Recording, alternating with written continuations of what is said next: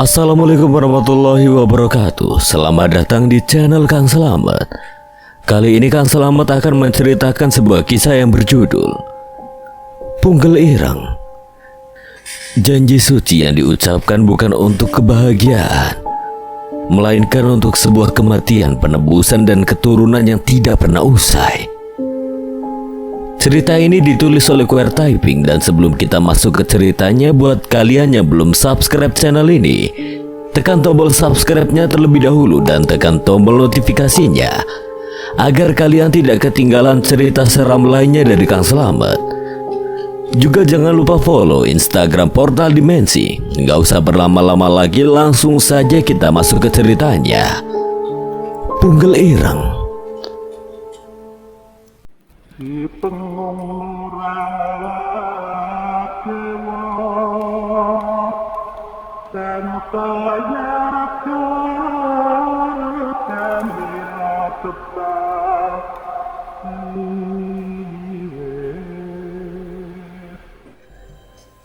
Ada acara apa memangnya, Mak? Pemilik rumah mau datangnya? Mandi sebentar lagi maghrib. Iman langsung berjalan ke arah kamar mandi, namun ia kini langsung melirik ke arah sumur. Terdapat sosok perempuan sedang menerima guyuran air dari ujung kepala sampai membasahi baju putih yang ia kenakan. Man, malam melamun. Enggak, Mak, mau mandi ini. Iman langsung tergesa-gesa masuk ke dalam kamar mandi. Guyuran air membasahi tubuh Iman, pikirannya terus berkecamuk dari apa saja yang sudah ia lihat. Namun pesan dari Mang Aib terus ia ingat. Malam ini juga aku harus telepon Kiai. Setelah sholat maghrib, Iman merasakan suasana di dalam rumah kayu itu sangat berbeda jauh dari malam kemarin. Mak Sutia sudah menaburkan beberapa bunga di tengah ruangan rumah dengan tergesa-gesa. Ada yang mau ketemu sama kamu, orangnya di dapur. Setelah beres malam ini mak pulang, Man. Siapa memangnya, Mak? Mak Sutia tidak menjawab. Ia terus menaburkan bunga-bunga melati yang ada dalam wadah. Untuk apa lagi bunga melati itu? Nenek tua sudah tersenyum lebar dengan karung goni berisikan alat rias sudah ia simpan di atas meja. Duduknya sedang menanti kedatangan Pak Soma, Imas, Mang Taya, dan Ki Julhamdi. Iman Supata sudah dewasa. Nenek siapa? Nanti kamu juga tahu siapa saya. Silakan minum. Gelas berisikan air teh Mak Nur berikan di sebelah karung goni membuat Iman langsung meminumnya sedikit hingga melewati tenggorokan. Saya tahu sejak kamu masih bayi di sana.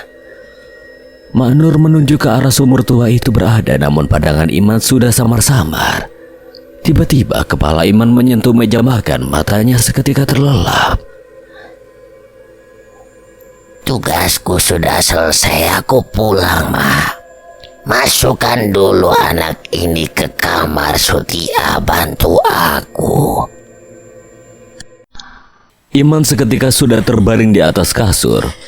Beberapa kali taburan bedak putih yang dikeluarkan dari wadah karung goni milik Mak Nur membuat Iman semakin tertidur lelap. Mak Sutia yang baru saja dijemput oleh ojek seketika kaget untuk yang kedua kalinya melihat orang gila itu berjalan melewati rumah kayu, namun ia abaikan karena sudah tahu malam ini sesuatu buruk akan terjadi di rumah kayu. Jarum jam baru saja menunjukkan pukul 10 malam. Kendaraan roda 4 berisikan Mang Tatang, Pak Soma, Imas, dan Ki Julhamdi langsung disambut oleh Mang Taya yang sudah siaga di depan rumah. Imas yang sudah berpakaian kini semakin menempel dan tidak ingin jauh dari Pak Soma. Kemesraan dan rasa cintanya semakin tumbuh setelah kembali dari lewang larang tula, tepatnya di rumah gubuk Ki Julhamdi. Urus wanita itu, Ma. Mak Nur tidak menatap sekalipun wajah Ki Julhamdi sebagai suaminya. Ia langsung berjalan masuk ke dalam kamar yang terdapat sumur. Mendadak itu, Mang Tatang langsung membuka kamar yang ditempati Iman. Pak Soma seketika mengelus kepala Iman dengan perlahan. nasibmu akan sama dengan Sari. Ada di dalam baju pengantinnya, Pak. Bawa berikan pada Imas di sumur. Sekarang aku Aku akan pakai baju pengantin yang sama ketika menikahi Sari, dengan saksi yang sama Ki Julhamdi, dan perias pengantin yang sama yaitu Mandur. Pak Soma keluar dari kamarnya berjalan ke arah kamar depan di mana Mang Tahya sudah menunggunya. Daging-daging kambing mentah dan berbagai sayuran sudah tersimpan di hadapan Ki Julhamdi yang sudah duduk bersila di tengah rumah. Ia tinggal menunggu Imas selesai mandi dan dirias oleh Mak Nur dan Pak Soma yang sedang disiapkan oleh Mang Tahya. Bongkar yang ada di bawah ranjang, lalu bawa ke tengah rumah. Paham, Tahya? Buktikan kesetiaanmu padaku malam ini. Baik, Pak. Akan saya bongkar dan mengeluarkannya sebagai mahar. Bagus kamu masih ingat. Cepat, Ki Julhamdi sudah menunggu. Ki Julhamdi sudah memejamkan matanya, hatinya terus berucap untuk mengundang semua tamu-tamu gaib yang akan mengikuti acara resepsi pernikahan malam ini. Setelah pernikahan, mayat anak itu akan dikubur bersama Sari. Mang Tatang sudah berjalan perlahan ke arah dapur, tangannya memegang baju pengantin peninggalan Ibu Sari yang ia ambil dari dalam tas Iman untuk diantarkan ke Mak Nur yang sedang memandikan Imas. Satu kali dekapan tiba-tiba mendarah di mulut Mang Tatang ketika baru saja satu langkah menginjakan kaki di dapur. Tangannya langsung terkunci, tidak bisa bergerak sedikit pun. Mang Tatang melihat sedikit ke arah belakang, rambut gondrongnya dengan pakaian lusuh itu telah mendekapnya sekuat tenaga. Ingat luka ini siang tadi. Budi menyeret Mang Tatang keluar rumah. Mang Tatang tidak dapat menjawab ucapan Budi. Ia tidak menyangka lelaki gila siang itu yang ia siksa dan diberikan luka malah membawa hal buruk untuk dirinya. Biarkan aku ajarkan caranya membuat luka di tangan yang benar. Satu kali gerakan tangan Budi dapat membuat tulang Mang Tatang patah. Tidak usah berteriak, berisik. Pisau andalan Budi yang dikeluarkan dari belakang pinggang itu langsung menancap di tangan Mang Tatang, membuat luka yang sama dengan tangan Budi namun jauh lebih dalam hingga mengenai bagian daging. Dua tangan Budi langsung memutar kepala Mang Tatang hingga ia tergeletak di atas lantai teras belakang rumah bersama darah yang memancar jauh lebih banyak. Ini baju pengantin yang harus aku ambil agar pernikahan itu tidak terjadi sesuai perintah agama. Baru saja tangan Budi mengambil baju pengantin yang tergeletak, tiba-tiba teriakan kencang terdengar dari kamar Iman. Tubuhnya terjatuh dari atas ranjang, setiap keringat Iman sedang dijilati bak darah oleh sosok Ibu Sari. Siapa itu? Mang Tahya akan mengambil cangkul di dapur, kedua matanya langsung mendapati lelaki gondrong memegang baju pengantin. Namun ia melihat Mang Tatang, sang kakak yang sudah terkapar mengenaskan. Asbak yang terbuat dari keramik sudah hampir penuh dengan sakar abu dan puntung dari rokok yang terjepit di celah jari seorang lelaki tua. Kedatangannya ke kampung Linggahimah bukan hanya untuk sekedar menuangkan rindu yang ia tabung setelah belasan bahkan puluhan tahun tidak pernah berjumpa lagi dengan Kiai Tasrif. Ucapan terima kasih atas pertolongan Kiai Tasrif pada menantunya Halimun Dewi malah membawa Ki Dudi mengetahui satu permasalahan yang ada dalam benak Kiai Tasrif. Setelah melepas kepergian Iman Supata ikut bersama Mang Tahya. Sayang sekali, Ki. Dahulu kala Bapak Aki datang ke kampung ini dengan satu masalah, hingga menitipkan serta menurunkan ilmu lumpuh raga kepada saya. Sekarang Aki sebagai anaknya juga harus mengetahui masalah. Kiai Tasrif merasa sungkan, bahkan ia tidak berani mengenakan sorban yang terbiasa menempel di bagian kepala ketika berbicara dengan Ki Dudui sebagai cara menghormati. Begitulah Kiai silaturahmi. Selain untuk memperlancar rezeki, bisa untuk saling membantu. Entah itu dalam kesusahan atau berbagi kegembiraan. Ki Dudui menepuk paha Kiai Tasrif yang duduk bersila, apalagi mereka berdua tidak terpaut usia yang jauh. Kiai Tasrif tidak begitu heran dari tutur kata Ki Dudu. Ia seperti mengulang kenangan masa muda ketika berbicara dengan Ki Laksamana. Berangkatnya masalah itu dari 6 tahun lalu, Ki. Malam itu di astana ketika saya melihat kuburan Sari Puspa Ibunda Iman.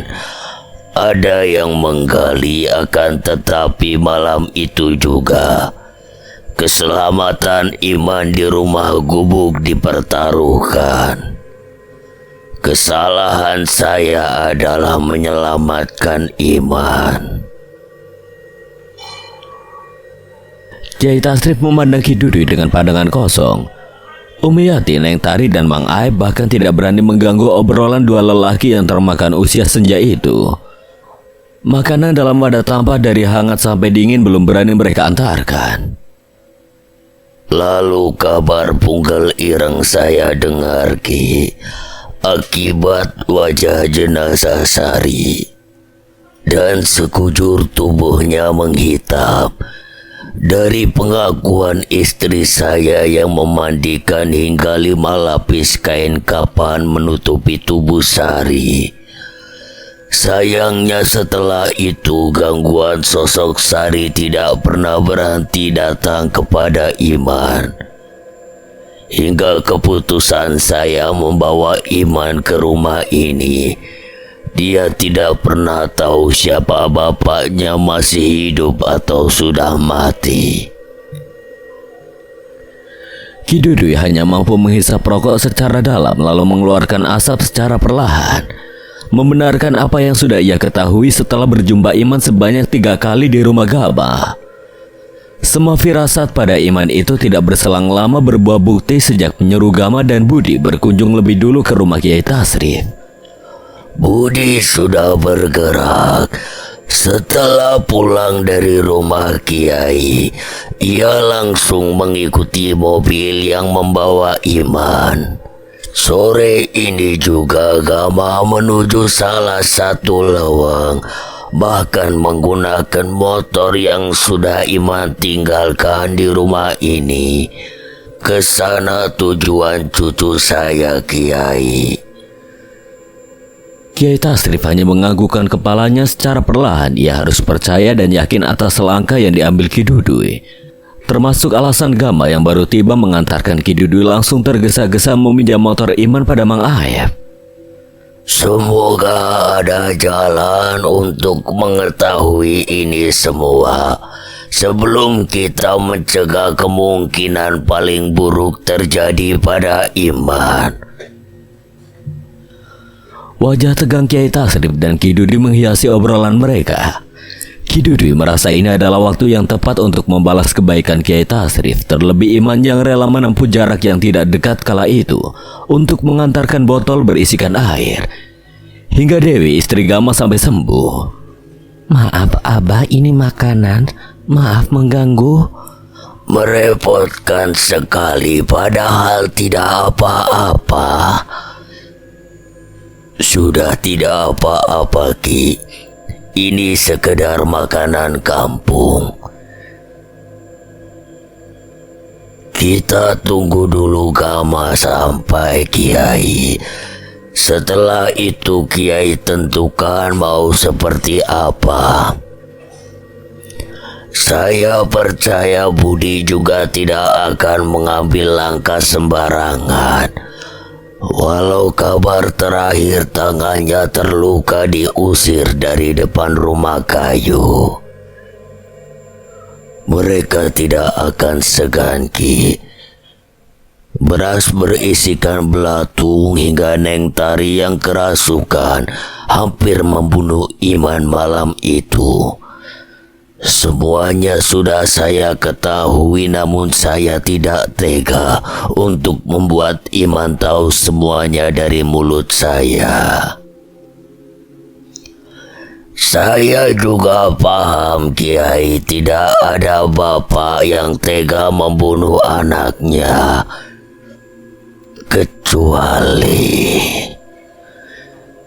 Kiai Tasrif hanya tersenyum bak mengetahui apa kelanjutan ucapan Ki Dudui. Apalagi ia seperti mengelupas puluhan tahun lalu ketika ia diberikan amanah dan wasilah oleh Ki Langsamana dan sekarang berbicara dengan anaknya. Apa ilmu lumpuraga itu sudah lama tidak digunakan, Kiai? Terakhir saya beberapa bulan ke belakang dan itu sudah tidak mampu tubuh saya menahan setelahnya. Mungkin akan digunakan dan diturunkan saja pada agama atau budi seperti membalikan ilmu lumpuraga pada keturunan Ki Langsamana yang berhak mendapatkannya, Ki. Kiai Tasrif tersenyum menutupi rasa gelisah pada Iman. Iman bakal selamat, budi tidak seperti yang kita ketahui, Kiai. Tenang saja, jangan banyak pikiran. Ki Dudui berusaha menenangkan Kiai Tasrif karena ia meyakini Mang Idim yang sedang menjaga rumah Dewi dan Umi Esi pasti selalu berkirim kabar dengan Gama dan Budi, serta memastikan semuanya. Kendaraan roda 2 tua sudah memasuki kampung Linggahimah dengan kecepatan yang tidak biasa, dipaksa untuk bergerak lebih cepat. Sedang dikendarai Gama setelah perjalanan cukup jauh kembali dari Lowang Larang Tula, sebuah tempat yang baru saja Gama ketahui dari petunjuk Budi. Segenap informasi yang Gama bawa dari dalam lowang itu menempel dalam ingatannya, serta 1000 pertanyaan yang ada dalam benak Gama pada gubuk tua yang ada di ujung lowang. Sebentar lagi sampai, ucap Gama dengan jaket dan baju yang ia kenakan dari banjir keringat sampai sudah kering terkena kencangnya angin. Beberapa kali senyum Gama berikan pada warga kampung Linggahimah yang berpapasan, namun warga kampung sudah mengetahui bahwa Gama adalah tamu Kiai Tasrif dengan motor bekas Iman yang ia kendarai. Suara kendaraan roda 2 baru saja berhenti tepat di samping mobil Gama yang terparkir di halaman rumah Kiai Tasrif, membuat Ki Dudui langsung berdiri dari duduk bersila untuk memastikan cucu kesayangannya itu dalam keadaan baik-baik saja. Gam. Assalamualaikum, Kiai. Bagaimana nak Gama? Lowang Larang Tula, itu yang Gama ketahui namanya dari warga sebelum masuk ke dalam lowang untuk mengikuti mobil dengan plat nomor yang sudah Budi beritahu sebelumnya. Dan Gama juga sudah memberitahu Budi mobil itu menuju ke arah kota, mungkin kembali ke rumah yang Iman tempati. Gama mengelap keringat. Ki Dudui dan Kiai Tasrif langsung saling bertatapan ketika mendengar nama lowang yang sudah Gama kunjungi barusan.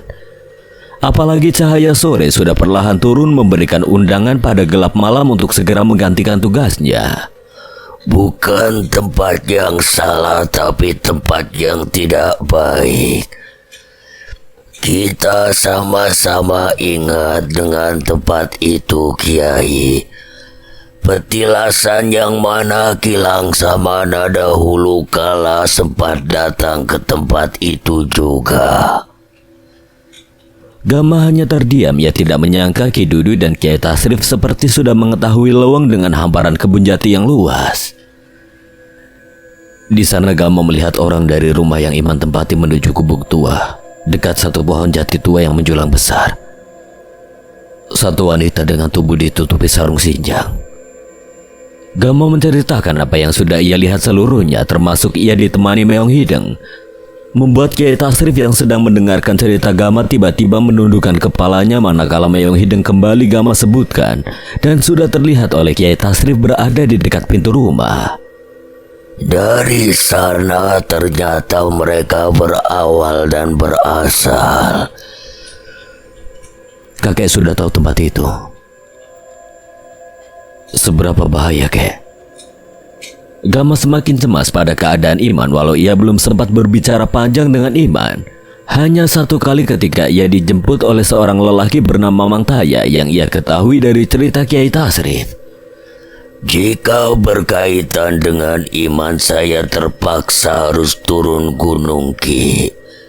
Mohon izin. Tunggu dulu, Kiai. Kita sudah tidak semudah puluhan tahun lalu. Biarkan Gama dan Budi bergerak terlebih dahulu. Gama berusaha mengeluarkan handphone dalam saku celana karena terasa getaran tanda sebuah pesan masuk. Gam, segera temui Budi di rumah kayu. Sementara keadaan rumah aman. Jika berangsur memungkinkan, Abang diantar Indra akan menyusul. Darah di tangan Budi sudah jadi bukti bahwa ia tidak akan tinggal diam. Baju pengantin itu akan diambil dengan caranya jangan sampai membahayakan Iman. Pesan dari Mang Idim sudah Gama baca dengan perlahan, kemudian isi pesan itu diperlihatkan pada Ki Dudu dan Kiai Tasrif. Tunggu biar Mang Aib berusaha menghubungi Iman terlebih dahulu. Mang Aib langsung dipanggil oleh Kiai Tasrif, apalagi kumandang azan maghrib tidak akan lama terdengar. Hubungi Iman secepatnya. Keadaan dia dalam bahaya malam ini. Baik, Kiai. Umiyati dan Entari yang mendengar perintah Kiai Tasrif hanya dapat berdoa untuk keselamatan Iman. Kedua tangan perempuan itu hanya bisa saling menggenggam erat selepas sholat berjamaah di masjid. Tidak biasanya Kiai Tasrif, Ki Dudu dan Gama langsung menuju rumah, membuat warga kampung Linggahima tidak begitu heran. Apalagi Kiai sedang menerima tamu sejak sore tadi. Tidak ada jawaban, Kiai. Sama sekali tidak diterima panggilan teleponnya. Ki Dudu hanya menganggukkan kepala pada Gama, membuat Gama langsung mengambil handphone dalam saku celana dan izin untuk keluar dari ruang tengah rumah. Layar di handphone Gama sedang melakukan panggilan pada kontak bernama Indra karena sejak beberapa hari ke belakang, handphone Indra sedang dibawa oleh Budi. Angkat, Bud. Assalamualaikum, Gam. Suara yang Gama nantikan akhirnya terdengar jelas. Budi, bagaimana kondisi rumah kayu? Seorang nenek tua yang belum aku ketahui asalnya baru saja tiba. Sepertinya dia perias pengantin, Gam. Dari karung goni yang ia bawa berisikan alat rias. Ritual malam ini akan terjadi, Gam. Gama mengetahui Budi sedang berada di samping jalan karena suara lalu lalang kendaraan yang cukup berisik. Ambil baju pengantin di tas Iman, itu yang akan mereka gunakan. Tapi jangan bertindak gegabah. Tapi, Gam, sekali saja luka ini perlu balasan, Gam. Jangan sampai mati, paham? Kamu cepat ke sini, aku tidak bisa menjamin apapun. Di tempat kemarin aku menurunkan kamu, kita ketemu di situ. Pembicaraan Gama dan Budi di telepon disaksikan oleh Ki Dudu yang berdiri di depan pintu rumah depan Kiai Tasrif.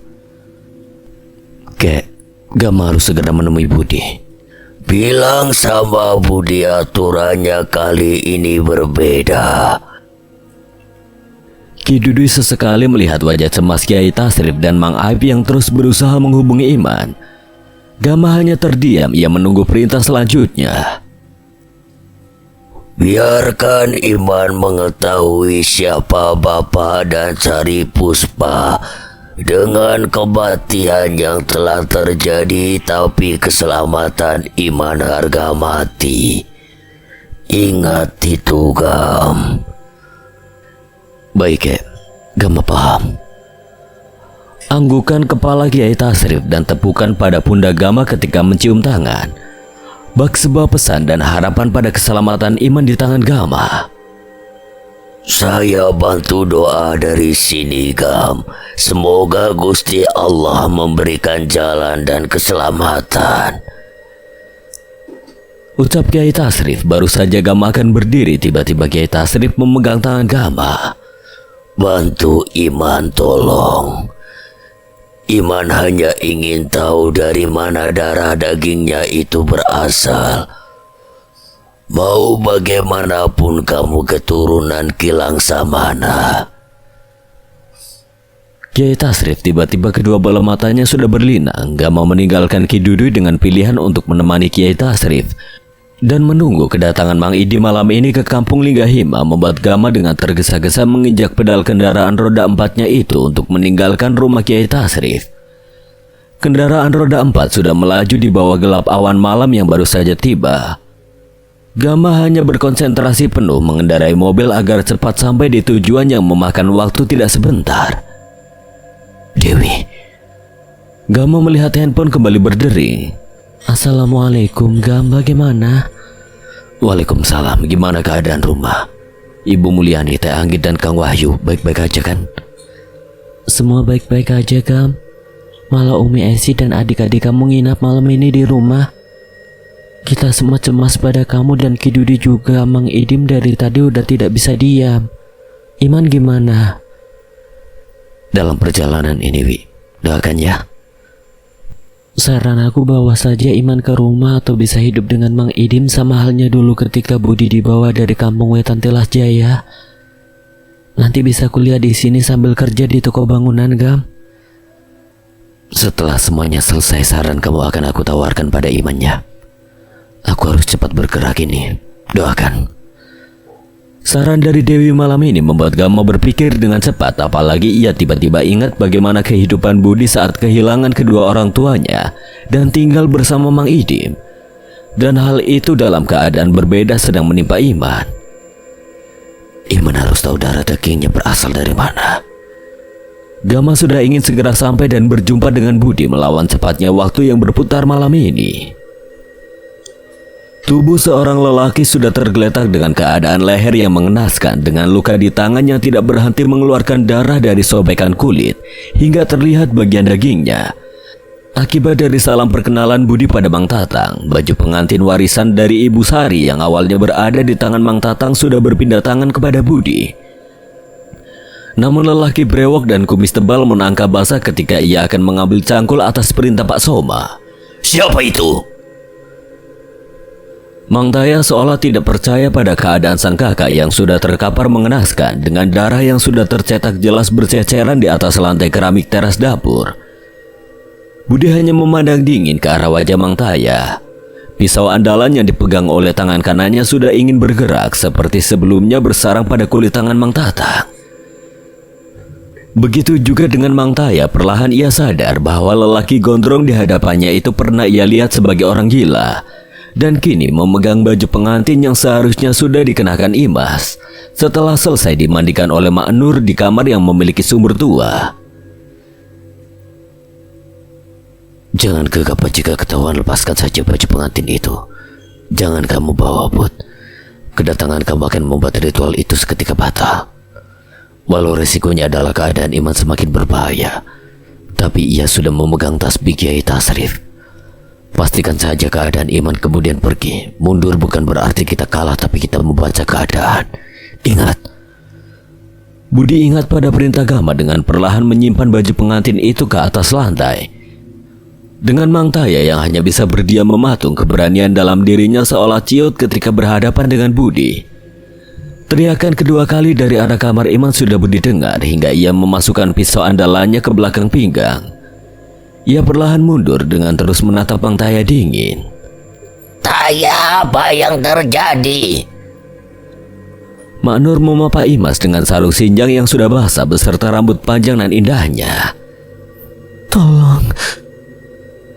Imas berteriak ketika mendapati kondisi Mang Tatang yang sudah terkapar. Mang Taya hanya menggelengkan kepala, mulutnya masih bungkam dengan hanya mematung. Sialan, terjadi gangguan itu. Kijul Hamdi masih duduk bersila mendengar teriakan Mak Nur, istrinya dan Imas. Ki, apa yang terjadi? Pak Soma keluar kamar depan setelah mengenakan pakaian pengantin putih lusuh, mendengar juga suara teriakan Imas dengan Mang Taya yang belum kembali atas perintahnya membawa cangkul dan garpu besi. Pak, itu Pak. Mak Nur sudah berdiri masih melihat suaminya duduk bersila. Kijul Hamdi sudah menggerakkan jari-jarinya. Dengan mata yang semakin terpejam, kepalanya tiba-tiba bergerak memberikan perintah pada Pak Soma agar bergerak menuju dapur. Bangsat. Siapa yang sudah melakukan ini? Bicara, Taya, buka mulut kamu atau saya sobek. Pak Soma kesal sambil menarik baju yang Mang Taya kenakan. Ia masih menatap sang kakak yang terkapar. Oh, orang gila itu, Pak. Rambut gondrong, pakaian sobek-sobek dan dekil. Saya melihat jelas pisau yang dia pegang berlumuran darah. Apa ini yang dimaksud Ki Julhamdi tentang gangguan dari orang yang sudah berani masuk ke halaman rumah kayu? Bisik hati Pak Soma tidak menyangka bahwa orang kepercayaan puluhan tahun itu malam ini terkapar dalam keadaan kritis. Ada sedikit rasa menyesal ilmu dari Ki Julhamdi tidak ia turunkan pada Mang Tatang.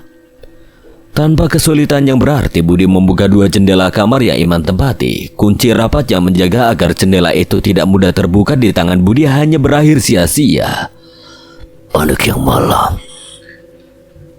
Tubuh Iman yang sudah terbaring penuh dengan bedak putih itu Budi angkat perlahan hingga ia merasakan ada sesuatu yang mengganjal di saku celananya. Tasbih Kiai Tasrif yang sudah kamu katakan.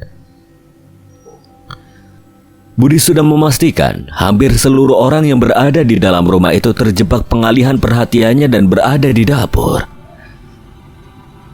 Itu bukan tasbih biasa, Bud. Sebagian lelaku Kiai Tasrif simpan di bawah punggung Iman ketika terbaring. Ingat itu. Budi langsung teringat ucapan Kamba yang sedang menantinya di luar halaman samping rumah kayu, menunggu Budi kembali menuju jalan yang sudah disiapkan dengan membobol tembok yang tertutupi rumput tinggi. Tenang, Man. Kau berhak tahu kenapa ibu mau mati dan nasib kita sama menghadapi manusia biadab. Budi mengambil tasbih Kiai Tasrif setelah membacakan basmalah. Ia ingat pertama kali ketulusan Iman ketika mendatangi rumah Gama.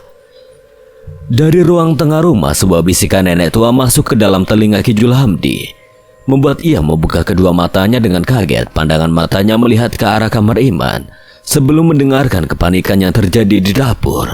Berani juga, dari mana dia berasal? Ki Julhamdi penasaran. Langkahnya menuju dapur ia urungkan, lebih memilih untuk melangkah perlahan menuju kamar yang Iman tempati. Tasbih tua sudah berada di balik punggung Iman yang sudah terbaring. Budi mendengar langkah kaki yang mendekat. Di balik suara-suara panik yang berasal dari dapur. Sialan.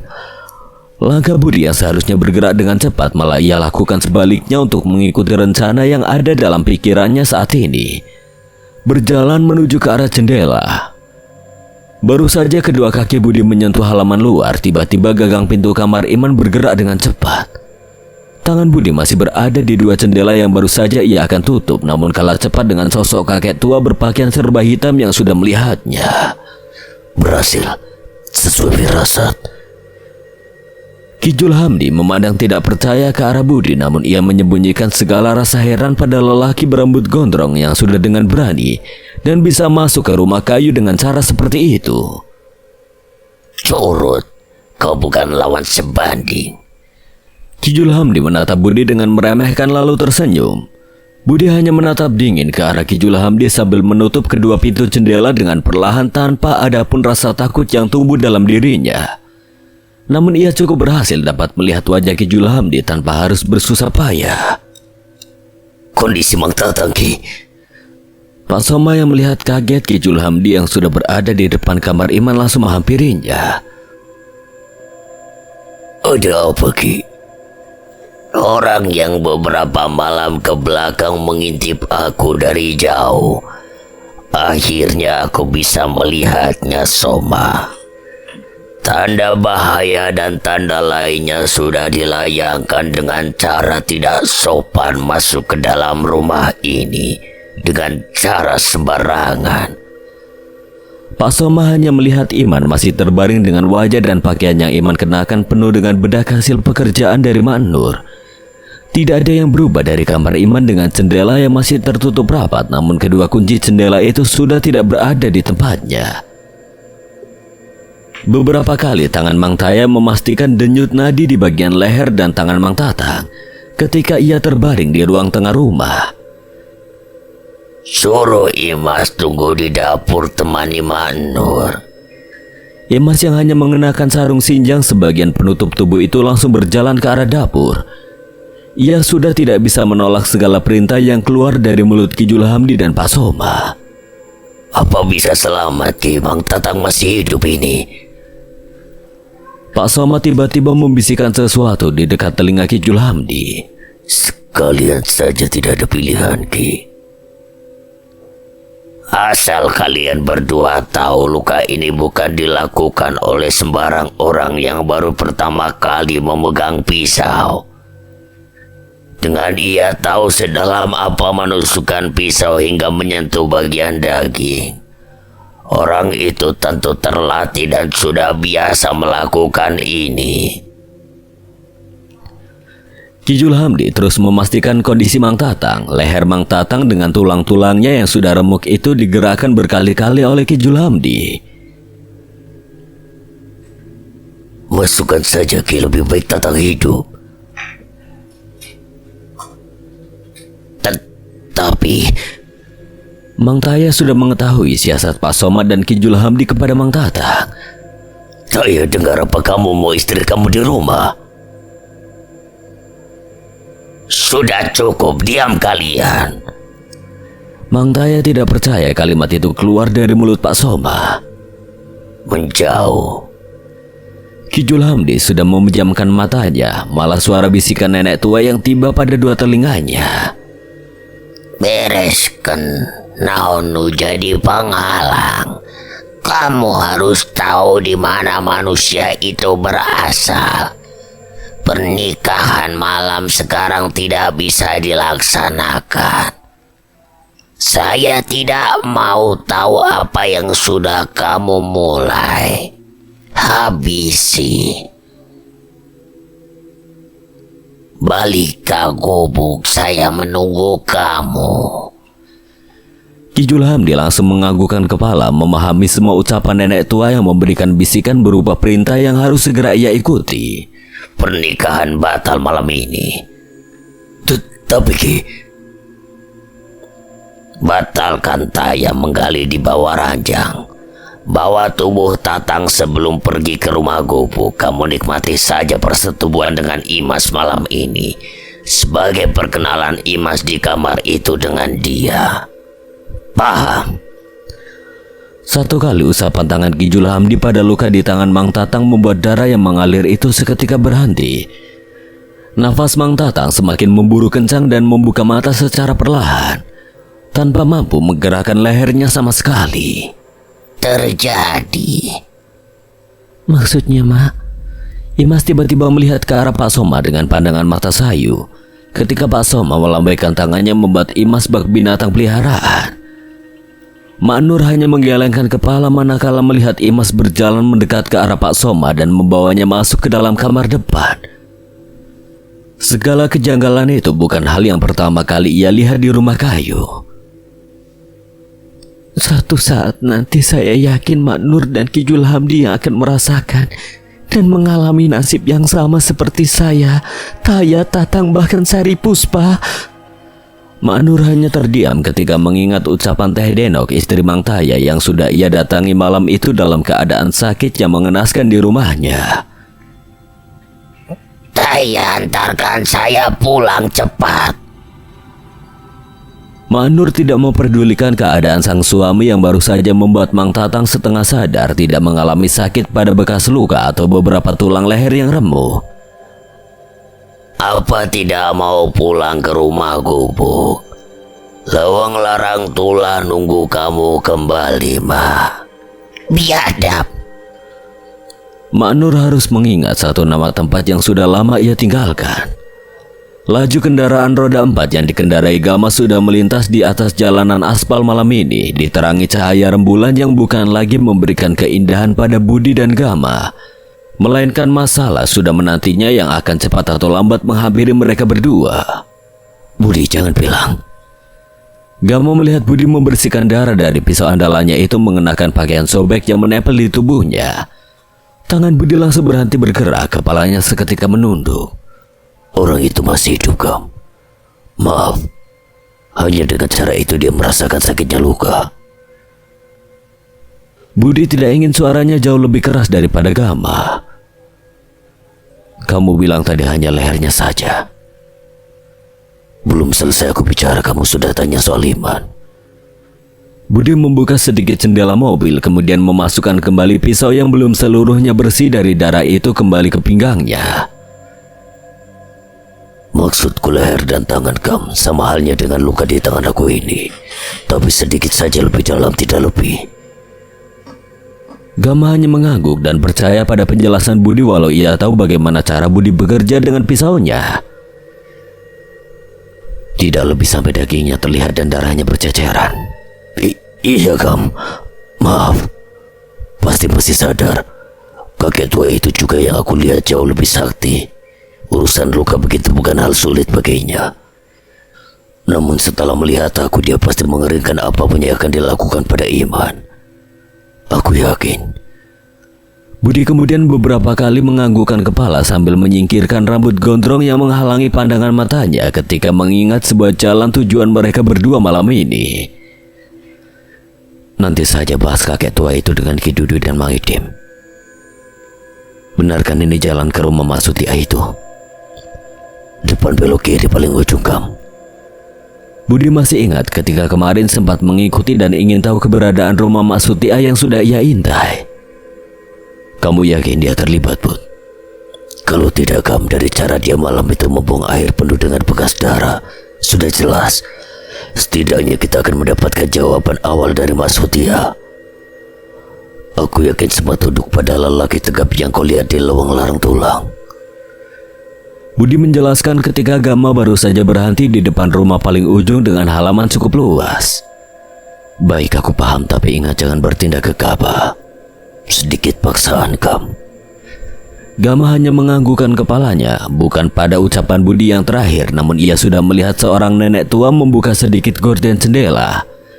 Kemudian dengan panik menutupnya setelah dengan jelas melihat Budi dari dalam mobil dengan rambut gondrong dan pakaian lusuh. Cepat, Bud. Duluan saja. Budi kembali membakar rokok yang kesekian kali. Langkah Gama tergesa-gesa menuju rumah sederhana dengan lampu kuning yang menempel di depannya itu terus bergerak terkena hembusan angin malam yang baru saja berganti hari beberapa belas menit lalu. Assalamualaikum. Dari dalam rumah, Mak Sutia dengan cepat mengambil daun sirih di atas meja. Ia langsung menyepah dengan panik. Tidak mungkin orang gila itu. Mak Sutia ketakutan, apalagi ia sudah melihat lebih dari satu kali di depan rumah kayu. Assalamualaikum Mak Sutia. Bahkan orang itu tahu namaku, pasti berkaitan dengan kedatangan Iman dan kejadian malam ini di rumah kayu. Sama bajingan.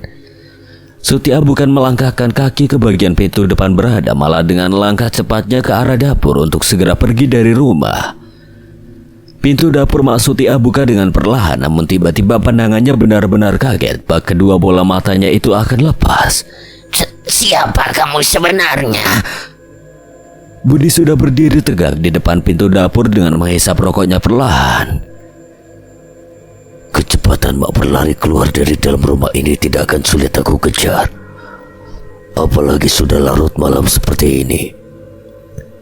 Rumah ini cukup jauh dari tetangga, yang artinya jika Mak berteriak sekuat tenaga pun, hal itu akan sia-sia. Detak jantung Mak Sutia sudah tidak tenang. Ia melihat jelas tangan Budi masih tersisa bekas darah yang mulai kering. Serta darah lainnya Mak Sutia lihat dari baju sobek yang Budi kenakan.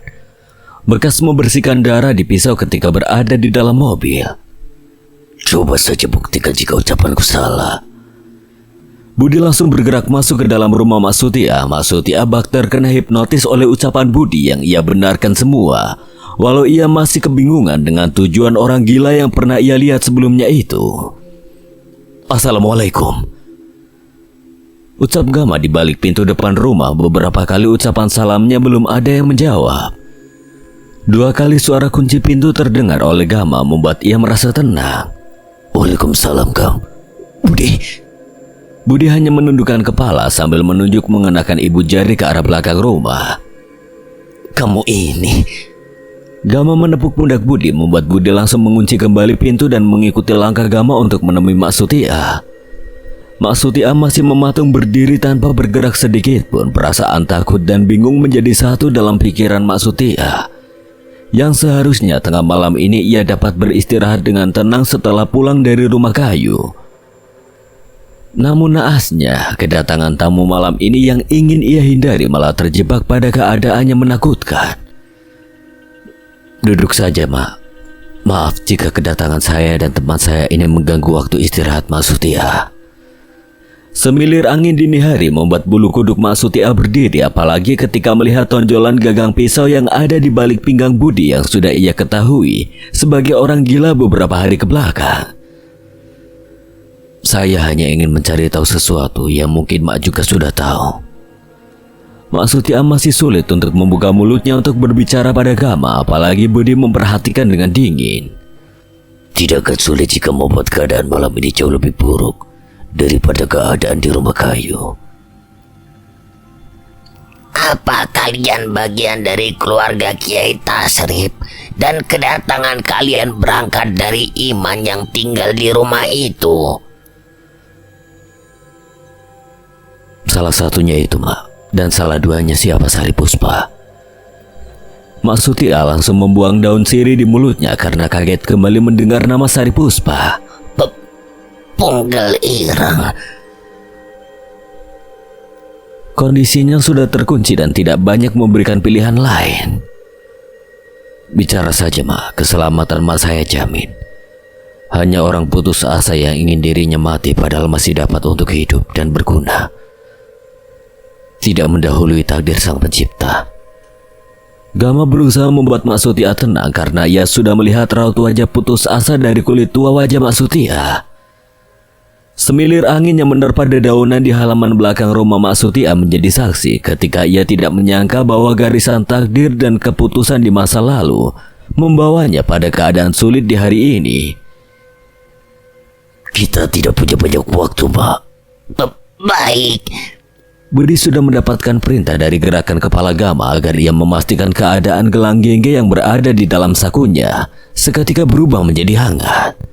Suami saya mati mengenaskan kala itu ketika membawa Sari Puspa untuk dinikahi Artasoma di rumah kayu yang dahulu kala adalah gubuk. Rumah Sari Puspa adalah rumah tempat di mana ia berasal. Kedua orang tuanya mati seketika karena tidak memberikan restu. Lalu? Hanya itu yang tahu hingga Artasoma menjadikan saya budak untuk mencari pengganti istrinya Sari Puspa setelah melahirkan anak lelaki. Entah itu Iman atau bukan darah dagingnya karena Sari sudah sering disetubuhi Ki Julhamdi. Sejak saat itu tidak terhitung berapa nyawa perempuan dengan nasib sama seperti suami saya atau kedua orang tua Sari Puspa. Hanya itu yang saya tahu. Budi hanya tersenyum tipis. Dalam hatinya sudah bergejolak sebuah perasaan yang harus segera ia tuntaskan dengan cara yang dianggap paling baik. Termasuk leweng larang tulah. Ki Julhamdi itu berasal. Gama telah mengantongi beberapa nama yang ia langsung simpan dalam ingatannya. Saya tidak tahu akan hal itu. Atau nada Priyasma. Hargai ketidaktahuan saya. Lebih baik kalian tidak ikut campur urusan Iman. Biarkan dia mengetahui semuanya.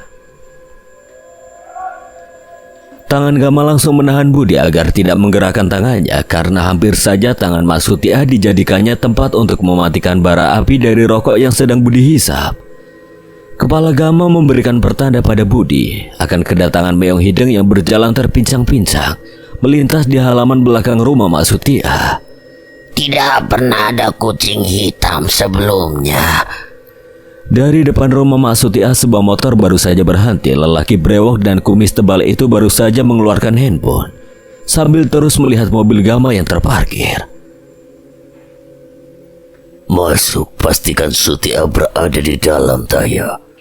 Saya tidak mau Mak Sutia menjadi incaran orang gila yang kamu ceritakannya sudah menghabisi kakak kandung kamu. Baik, Pak. Dengan cepat Mang Taya memasukkan handphone ke dalam saku celana setelah menerima telepon dari Pak Soma. Mak Sutia! Mak Sutia berjalan ke arah samping rumah dari dapur. Ada apa Taya tumben malam-malam ke rumah? Mak Sutia mencegah Mang Taya berjalan ke arah teras belakang. Belum tidur tumben. Mobil siapa itu, Mak? Mang Taya berusaha meyakinkan dirinya bahwa itu adalah mobil yang pernah ia lihat beberapa hari yang lalu di rumah Kiai Tasrif ketika menjemput Iman. Itu tetangga nitip. Mang Taya melangkahkan kaki ke teras belakang. Kedua matanya mencari sesuatu, namun ia tidak mendapati apapun kecuali tumpukan kayu. Sejak kapan Mas Sutia merokok? Mang Taya melihat 2 puntung rokok yang tergeletak di atas lantai. Sudah lama, biar tenang saja sambil melamun. Kenapa memangnya? Tanya balik Mak Sutia yang tidak percaya kedua tamu itu dapat menghilang dengan cepat. Besok datang lebih pagi, saya ada urusan dengan Bapak. Jaga Iman jangan sampai mengetahui kejadian malam ini di rumah kayu. Paham? Mang Taya melangkahkan kaki ke depan rumah. Mak Sutia membuang nafasnya cukup panjang ketika motor Mang Taya pergi menjauh dari halaman depan rumah, sambil menganggukkan kepala kembali melihat mobil Gama yang terparkir. Seharusnya mobil yang sama seperti di rumah Kiai. Mang Taya mengikuti firasatnya. Mak Sutia masih tidak percaya dengan dini hari ini yang membawa kenyataan lain. Secara serempak keadaannya semakin terjepit dan ia ingin malam ini segera berakhir. Siapa Taya itu, Mak? Gama sudah duduk kembali di tempatnya setelah Budi memastikan motor Mang Taya semakin jauh meninggalkan rumah. Namun Budi sekali mengangguk ke arah Gama dan memberikannya pertanda. Kakak beradik yang tidak berbeda jauh dengan Soma. Mereka tangan kanan dan kiri Soma untuk melancarkan keinginannya yang keji itu. Kini keringat dingin sudah tidak kuasa lagi Mak Sutia pendam hingga membuat dirinya semakin terancam setelah berbicara banyak hal kepada Gama dan Budi. Gama seketika berdiri ketika Budi menghampiri. Dirasa semuanya sudah ia kantongi beberapa informasi penting. Jaga Iman di rumah kayu itu, Mak. Saya minta tolong, dia tidak bersalah apapun. Saya juga akan menjaga Mak, menghargai keberanian Mak sudah berkata jujur.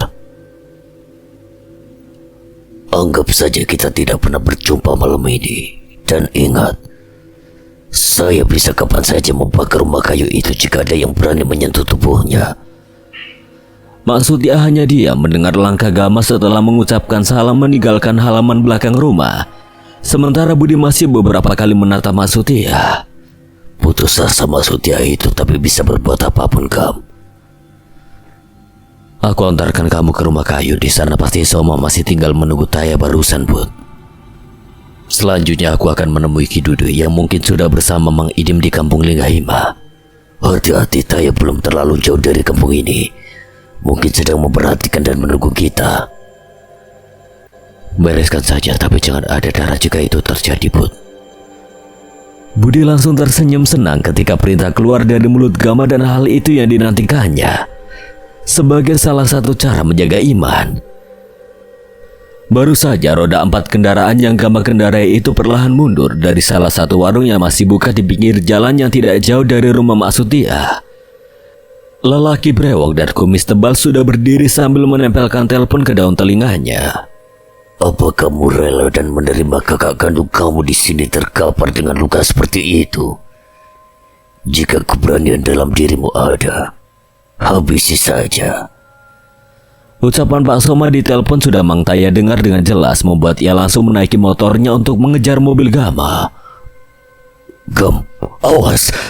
Satu motor besar yang dikendarai Mang Taya menyalip mobil Gama tepat di samping kebun singkong yang gelap. Benar butuh ucapanmu barusan. Pergi saja menuju kampung Linggahima biar aku urus orang itu, Gam. Jangan ada darah, paham?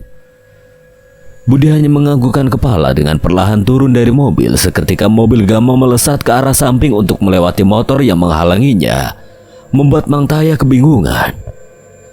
Mang Taya hanya menatap Gama yang berada di dalam mobil dan membenarkan firasatnya bahwa lelaki itu pernah ia lihat di rumah Kiai Tasrif. Bukan lagi Mang Taya yang menghampiri Budi, melainkan sorotan cahaya kuning terang dari motor Mang Taya yang terparkir itu menampakkan Budi dengan rambut gondrongnya semakin mendekat ke arah Mang Taya. Terlalu pecundang jika harus menggunakan pisau seperti kau menghabisi Tatang di belakang rumah. Apa urusanmu dengan si Iman? Mang Taya menatapnya dengan penuh emosi setelah mengingat kondisi kakak kandungnya. Budi sama sekali tidak menjawab. Kedua tangannya tidak bergerak ke arah pisau di balik pinggangnya itu, apalagi Gama sudah mengingatkannya agar tidak ada darah. Bangsat orang gila bisu! Sekali pukulan Mang Taya mendarat di wajah Budi hingga kepalanya ke samping, namun seperti Budi biarkan.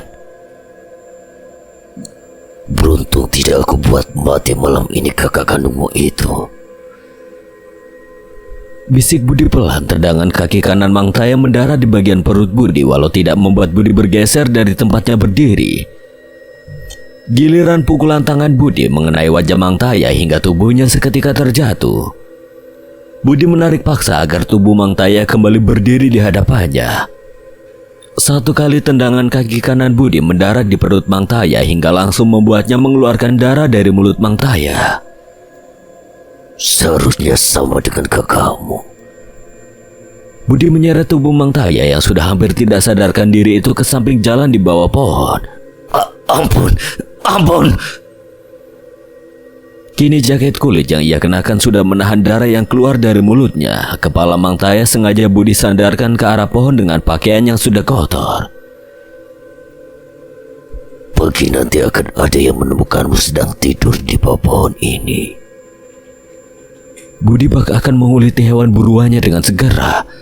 Tangan Budi sudah berada di sebelah kepala Mang Taya, membuat Mang Taya sadar bahwa hal yang sama seperti kondisi Mang Tatang akan terjadi pada dirinya. Jangan! Segenap tenaganya bukan lagi lawan sebanding untuk lelaki gondrong yang sama sekali belum ia ketahui namanya itu. Leher Mang Taya seketika menyentuh bahunya dengan lemas bersamaan dengan matanya yang terlelap. Dengan cepat Budi melepaskan jaket kulit penuh darah itu dari tubuh Mang Taya. Ia balikkan bagian dalam jaketnya agar menutupi tubuh Mang Taya yang sudah tidak sadarkan diri. Tidur yang lelap itu lebih baik daripada harus ada darah.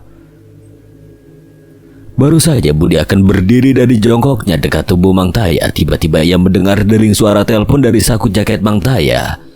Membuat Budi langsung mengambil handphone tersebut dengan cepat. Pak Soma. Budi melihat kontak bertuliskan nama seseorang yang sudah Mas Sutia ceritakan sebelumnya.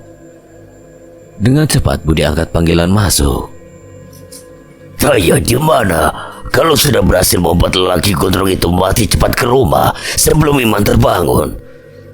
Halo Taya, halo. Ucapan Pak Soma terdengar semakin panik oleh Budi, membuat ia mengambil jaket yang menutupi tubuh Mang Taya. Cepat sebelum pagi kita harus antarkan kakak kamu ke gubuk Kidul Hamdi. Aku akan bawakan darah Iman sebagai syarat. Cepat kembali. Suara decit ranjang baru saja berhenti dari arah kamar depan. Seorang lelaki dengan luka di punggung yang cukup panjang dan dalam terlewati keringat yang sudah membanjiri tubuhnya. Aku baru tahu Soma luka itu. Luka biasa saja, sudah kamu tidur. Pak Soma kemudian mengecap kening Imas seketika Imas memejamkan matanya sambil mengenakan sarung dan memegang handphone. Pak Soma berjalan ke arah lemari tua yang sudah ada sejak rumah itu berdiri. Tangannya bergerak mengambil pisau yang terlilit kain hitam dengan bau bunga yang menyengat. Ini untukmu dan akan aku bawa darah anakmu ke gubuk pertama kali kita bersetubuh. Pak Soma berjongkok melihat ke arah bawah ranjang yang di atasnya Imas sudah tertidur lelap.